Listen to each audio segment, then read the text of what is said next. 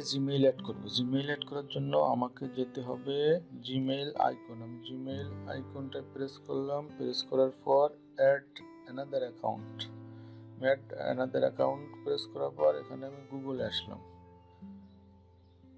আমি গুগলটা প্রেস করলাম। এখন আমি মেইল অ্যাড্রেস দিব এখানে।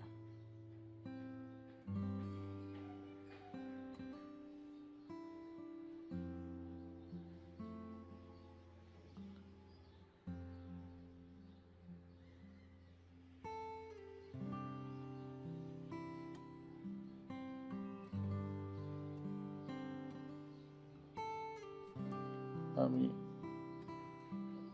জিমেইল অ্যাড্রেসটা দেওয়ার পর এখানে নেক্সট প্রেস করলাম।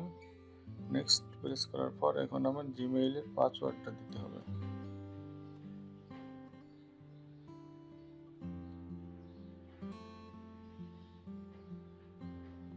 আমি জিমেইলের পাসওয়ার্ড দেওয়ার পর নেক্সট প্রেস করলাম। নেক্সট প্রেস করার পর আমার এখানে ওয়েলকাম জানাইছে, আমি এটা আই এগ্রিতে প্রেস করলাম। আই এগ্রি প্রেস করার পর আমার এখানে চলে আসছে ইউর সাইন ইন, মানে add a home address, add a confirm your recovery email or phone number. আমার এটা কোনোটার দরকার নেই, আমি নট নাও প্রেস করলাম।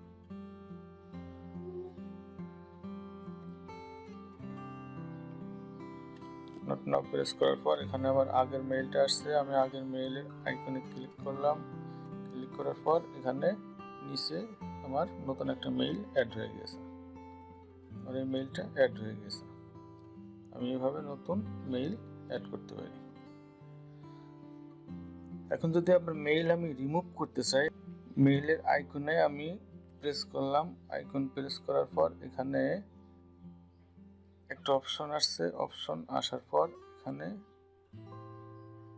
আমি গুগল অ্যাকাউন্টে যাব।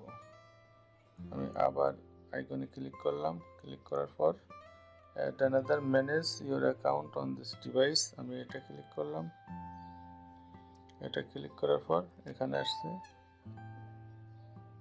গুগল, আমি গুগলে প্রেস করলাম। গুগল প্রেস করার পর আমার এখানে দুইটা মেইল অ্যাড আছে। আমি কোনটা রিমুভ করব? আমি এটা রিমুভ করব। রিমুভ করার জন্য আমি ক্লিক করলাম। ক্লিক করার পর এখানে আমি টু ডটের উপরে ক্লিক করলাম। ক্লিক করার পর রিমুভ অ্যাকাউন্টে ক্লিক করলাম।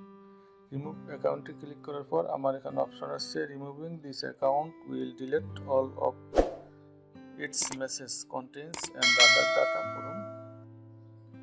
From the phone. Remove account, আমরা এখানে রিমুভ করলে রিমুভ হয়ে যাবে এবং ক্যান্সেল করলে ক্যান্সেল হয়ে যাবে। ভিডিওটি যদি ভালো লাগে তাহলে সাবস্ক্রাইব করে সঙ্গেই থাকুন।